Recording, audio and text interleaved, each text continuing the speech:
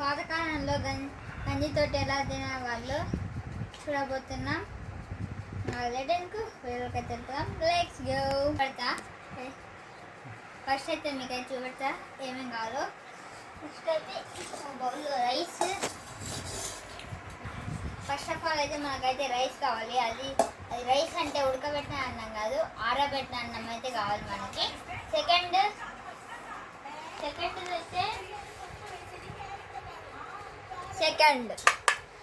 ఉప్పు, 2 పచ్చిమిర్చి, 1 ఉల్లిగడ్డ.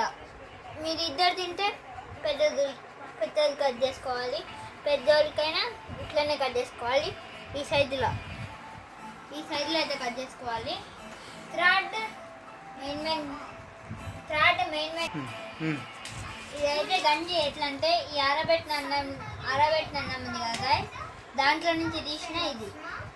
నేనైతే ఫస్ట్ అయితే తాగుదాం అనుకున్నా. దీంట్లో అయితే కారం, పసుపు, ఉప్పు వేసుకో. సో గైస్ ఇప్పుడైతే మీకైతే ఇట్లా కలిపాలో చూపెడతా.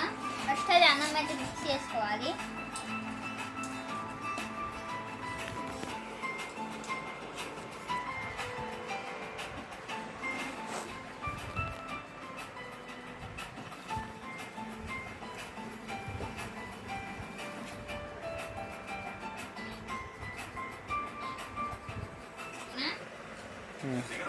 ఇప్పుడైతే అన్నం అయితే పూర్తిగా మిక్స్ చేసుకున్నా. ఇప్పుడైతే తిప్పాలి. ఫింగర్ పెట్టి కలుపు.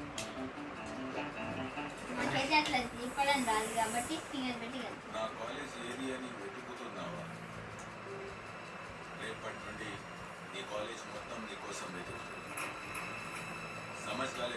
ఇప్పుడైతే కలిపిన తర్వాత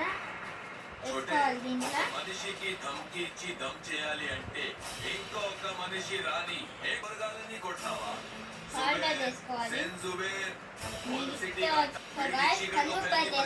నా దగ్గర కల్లుప్పు లేదు, మెదడుప్పు ఉంది.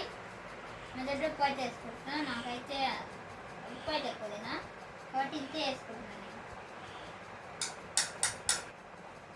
సరిపోదు కాదు, కొంచెం అయితే వేసుకున్నాం. ఇప్పుడైతే ఇది అయిపోయిన తర్వాత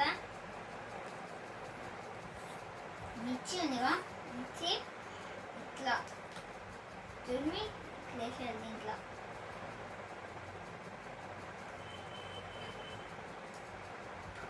ఈ మధ్య నెక్స్ట్ ఉల్లిగడ్డలు అయితే వేసేయాలి. ఎన్ని ఉల్లిగడ్డలు? నేనైతే 1 ఉల్లిగడ్డ అయితే కట్ చేసుకొని వేసుకుంటున్నా. ఉల్లిగడ్డలు పైకి పెట్టు.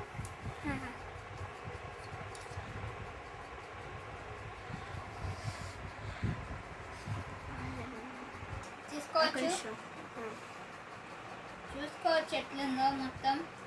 ఉల్లిగడ్డలు పైన ఎట్లా కనిపిస్తున్నాయో ఇట్లా చేసేసుకొని కలిపేయండి.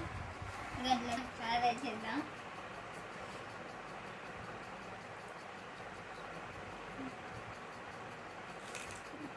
ఇట్లా నోట్ కాడబెట్టు.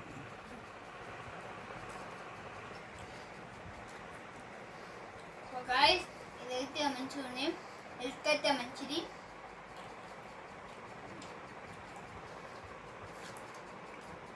తినవచ్చు.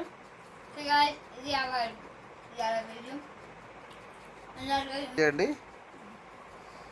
మీరు కూడా ఇట్లా ట్రై చేయొచ్చు.